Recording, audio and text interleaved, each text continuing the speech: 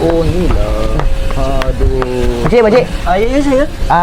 Saya nak hantar parcel COD atas nama Salihuddin bin Ahiruddin. Oh itu COD kan? RM55 cik. Oh okey. Sekejap Nah. Betul pakcik ada order ni? Ini ni. Confirm? Confirm. Okey. Terima kasih ya. Sama.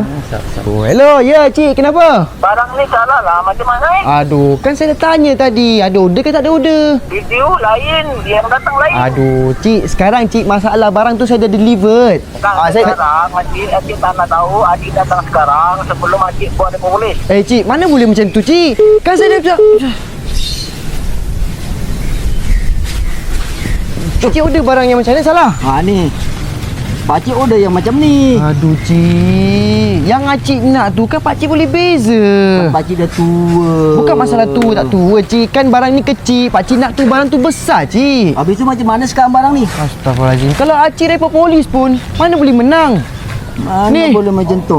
Pakai ni. Ini pakcik temu app untuk membeli barang-barang yang macam pakcik nak. Murah-murah. Nak lagi murah. Ni pakcik pakai kod saya ni KAU 6599. Kau 6599. Lepas tu pakcik akan dapat murah, nampak tu?